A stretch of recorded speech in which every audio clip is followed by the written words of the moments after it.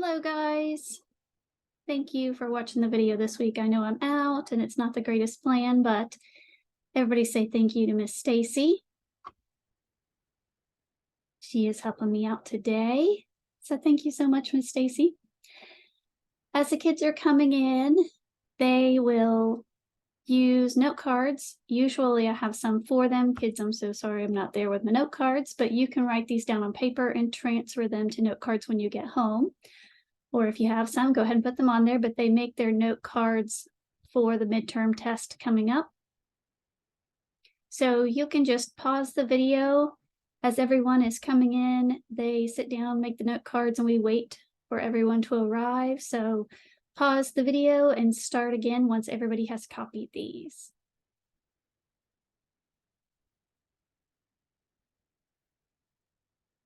All right. So I think everybody has those copied and we're going to go ahead and start class. We always start class with a quiz. Today, I do not have the paper quizzes there for you, so we're going to take them on a piece of notebook paper. Pull out a piece of notebook paper and at the top write quiz 3. Put your name on it, please.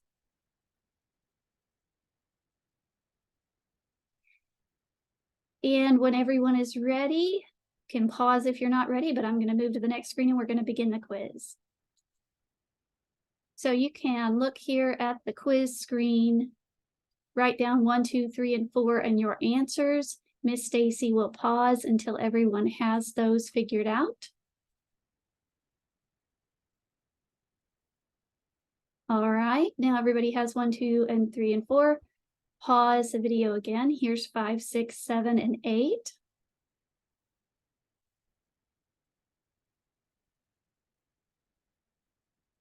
And then the last 2 questions are here, 9 and 10. So you can pause while everyone finishes those up and then also collect them for me, please.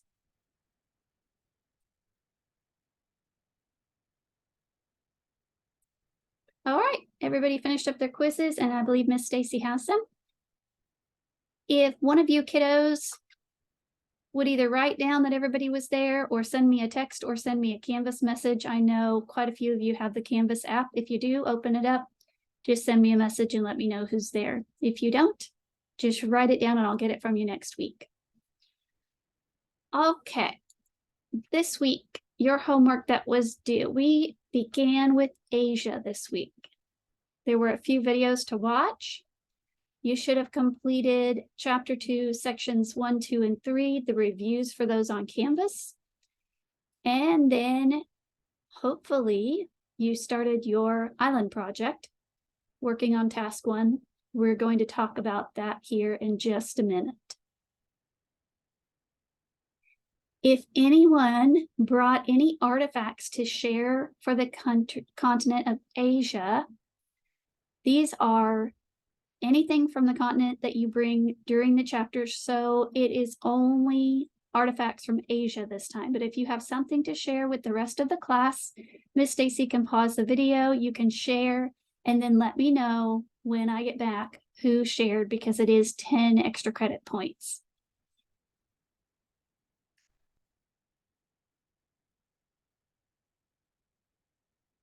All right. So island project, it is not due today. So you did not have to bring a poster today, and you did not have to bring your notebook, your project papers back today. If you did, that's okay. You might want to bring it each week. We are going to try to go over them whenever a task is coming up. So next week, if you are looking at your project papers, on the first page, it says that the task 1 will be due. The second page has your poster requirements that we talked about. Hopefully, if you bought your poster this week, it was the large size and it was a white poster. Remember, any labels that you put on there have to be typed. So next week when you come in, the things that you will have, you will bring your poster. It will have the outline of the island on it. It will also have a legend, and it will have 8 to 10 of the geographic features that are listed on the task 1 page And those features will be on the island and they will be in the legend. You will also bring me the task 1 page, because on the task 1 page, you have to write the name of your island. You have to write the location and what ocean it's in, the coordinates that it can be located by, and you're circling a climate to show me what climate you chose. So bring both things with you next week. Bring me your poster so I can see your island, and bring me your project packet as well. In the back, don't forget to look over the rubric, which is the very last page, to make sure you're covering everything. If anyone has any questions this week as you're finishing up just task 1, send me a message. All right. We're going to move on to a little bit of class. Here's some quick ones for you. Let's see what we remember from this last week. If you have your book with you, you can open to page 34. So if you need a little bit more time, you can pause it, but we're going to be on page 34 in the book. And does anybody know the world's largest continent in area? I bet you can guess. Based on the fact that we're studying chapter 2, yes, it's going to be Asia. So in the beginning of this chapter on page 34, each time we have a chapter that is a new continent, the very first section is going to give us a physical overview of the entire continent.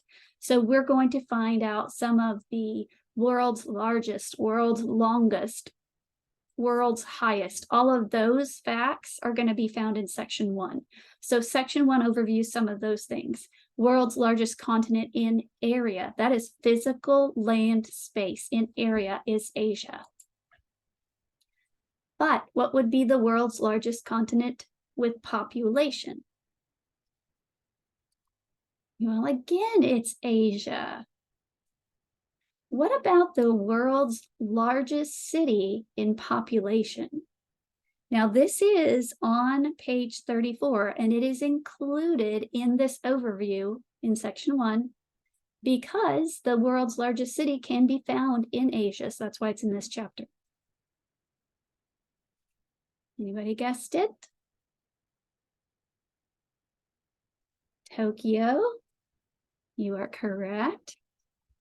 All right, another one. What is the Earth's largest and highest mountain range? If you're looking in the book, you're going to want to turn to page 36.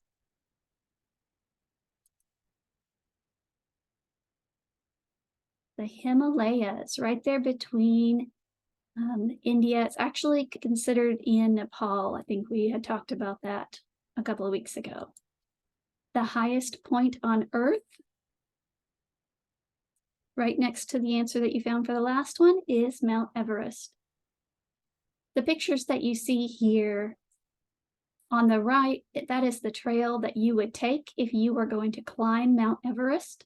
Some people set that as a personal goal for themselves if they want to climb Mount Everest. So they have to travel there, but they also have to train a lot before they go to get their bodies ready for that.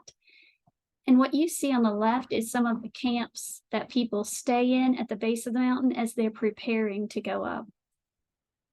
All right, what about the world's largest peninsula? We're still on page 36 in the book if you're looking for that one.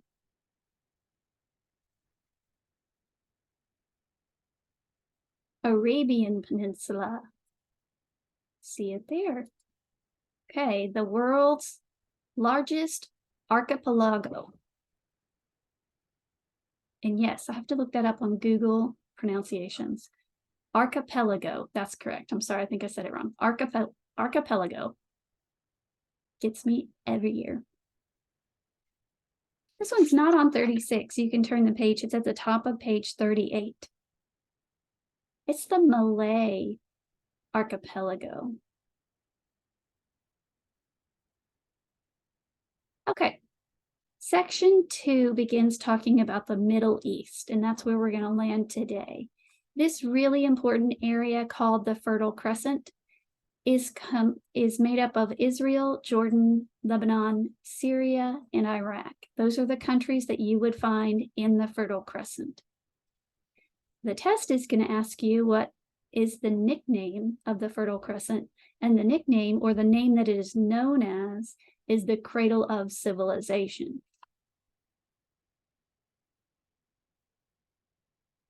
So starting with Israel. Israel is considered Holy Land. That is another name for it. A lot of people call it a Holy Land. They're very wealthy country. Mainly, they do not have a lot of mineral resources, but they have a lot of tourism, because this is the country, or it's now a country, but it's the land where Jesus lived his life. So there are a lot of places that Christians will go to visit over there. They have a lot of tourists, and they make a lot of money on tourism. They also have very good land for agriculture. So those are the two things that help them be strong and wealthy. This land in history is known as Canaan as well, that you read in your book. It was the place where the Hebrews settled after they left or had their exodus from Egypt. And like I said, it's the area where Jesus lived his earthly life. There's a lot of fighting in this area constantly. In 1948, the British and the United States, after the war, decided that the land that we now call Israel would be created for the Jews who had been displaced because of the Holocaust to live. So when you create a country and tell a lot of people they can move there, there's a little bit of tension between the people that are already living there and consider it their holy land as well. You guys read a lot about that in the book. Another country in the Fertile Crescent is Lebanon. On their flag there, you can see the cedar tree. Your book talks about the cedar trees in Lebanon. There's a picture of them on page 45. They are beautiful. 3/5 of the people that live in Lebanon are Muslims. A lot of the people that live there are Palestinian refugees that left the Israel area when the Jews came to live there. They do have a Mediterranean climate, and their capital is Beirut. There's been a lot of issues with Beirut over the years. It has had a hard history. The picture that you see here that is just kind of crazy, this is a picture from 2020. There was an explosion in the port there at Beirut. A large amount of ammonium nitrate, which is an ingredient used in fertilizers. It was being stored there, but it wasn't being stored properly. So it ignited and exploded. They said at least 218 deaths and 7,000 injuries. There was $15 billion in property damage. They hadn't been following safety measures. They didn't know about it and had been reported, but it hadn't been taken care of. So they are coming back from that, because that was only a couple of years ago. The next country of Iraq, we have Iraq contains those two major rivers of the Tigris and Euphrates, and it is the area that we consider Mesopotamia. So they have very fertile land, plenty of water, lots of agriculture there. The Arab people that live there, they mostly follow the religion of Islam.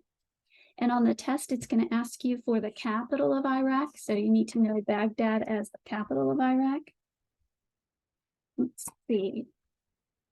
Have anything else there? I'm moving kind of quick today. I want to give you time for your maps. So my last slide before we do maps. The Arabian Peninsula, largest peninsula in the world.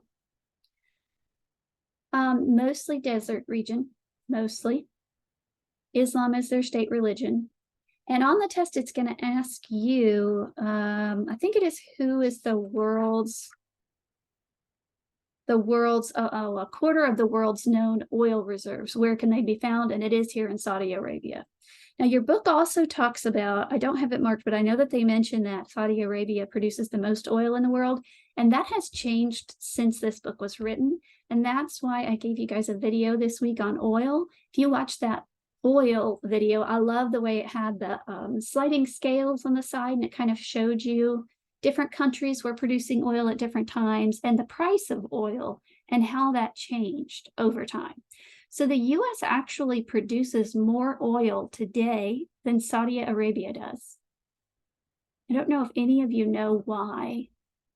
How is the US producing more oil now than they did in the past? Does anybody know what they're doing mainly in Texas and Oklahoma? It is called fracking, and it is a new way to get oil out of the earth. And once they discovered the process of fracking in Texas and Oklahoma area, the production of oil went up quite a bit in the US. So that's what that is coming from. All right, I'm going to stop right there for today. This map study that you have for homework this week is map study 2A. It is rather large. If you're looking at it, it's on page 7 in your map book, okay? The terms are located on the bottom of page 6. Again, I told you last week, pencil only, please. And if you have those mechanical pencils, they're best because you can write smaller with those. Make sure you're very careful of your capital letters. All of the locations on these maps are proper nouns, so they require capital letters. Also, be careful with your spelling. The words are spelled correctly for you right there. So right now, I'm going to have Miss Stacy pause the video, and you guys are going to work on this map until about, I'd say, 2:45. And then you can unpause the video at that time, and I will talk to you about your homework, which is how we usually end up the class, and you'll be free to go. So she's going to pause the video, and you guys can work on your maps.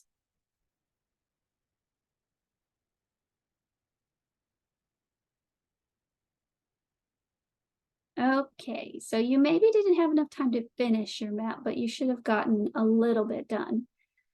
That next week, let's talk about next week's homework. We're still in Asia. We're going to move into India. There are some videos on Canvas for you to watch. You're going to read sections 4 and 5 in chapter 2. This is not the end of chapter 2 because Asia is so large. The next week we'll do 6 and 7. So this week is sections 4 and 5. Your island task number 1 is due next week. So that's another reason I really wanted to give you time in class to work on the maps, because you do have a little bit of extra homework this week with trying to get your island task complete. Map project 2A that you started is due next week. If you want to bring artifacts for Asia, you can still do that next week, and then we'll have one more additional week for that. If you have any questions at all, please send me a message in Canvas. You guys have a great week, and I will see you later.